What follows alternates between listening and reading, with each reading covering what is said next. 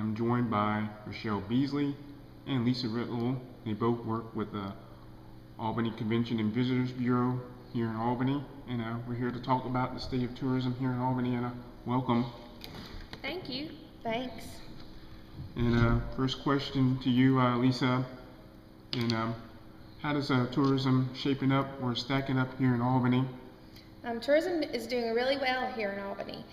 Our numbers, Governor Deal just released a report the other day saying that the state's tourism numbers are up 8% for 2010, but looking at the 2008 and 2009 numbers, Daugherty County actually moved up to 16th in the state versus 17 that we've been for many, many years before. So we've gone up in ranking over 159 counties in the state. So we're doing really well.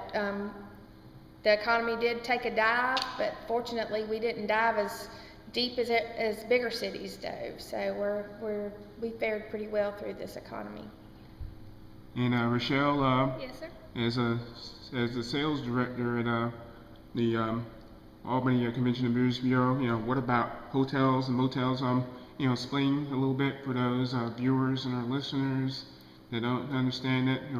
And please explain the heads and beds concept.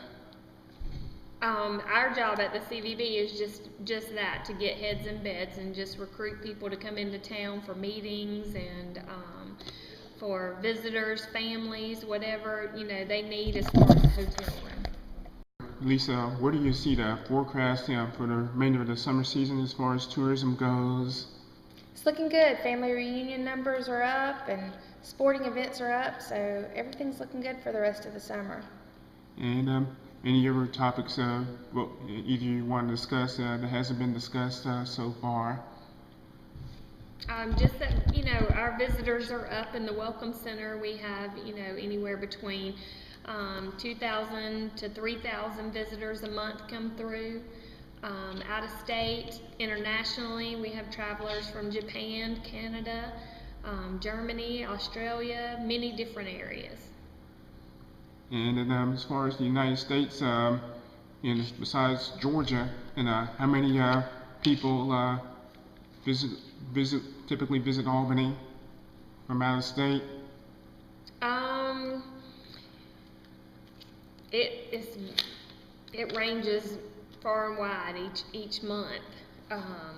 We don't have an exact number. Yeah. We have numbers of people that visit our Welcome Center that we can record, but that come into the whole state and everything, or even the whole city. If they are not coming to the Welcome Center, then we don't have a way of tracking those numbers.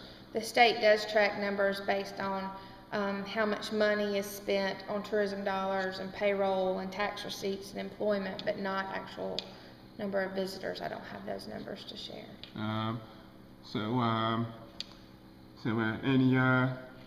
Any guesstimates on any actual numbers?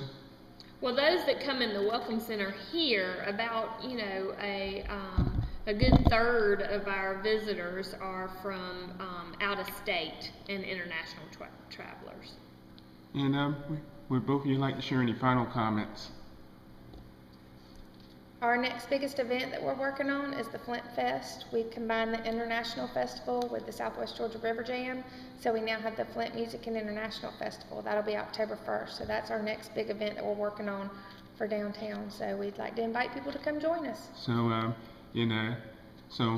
quickly, why combine these two events, the Flint Fest and the International Festival? To draw people to downtown Albany, to get people to come here and visit the city, and also to bring out the people who live in town to come downtown and see what all there is to offer. And together we were much better than separate. So.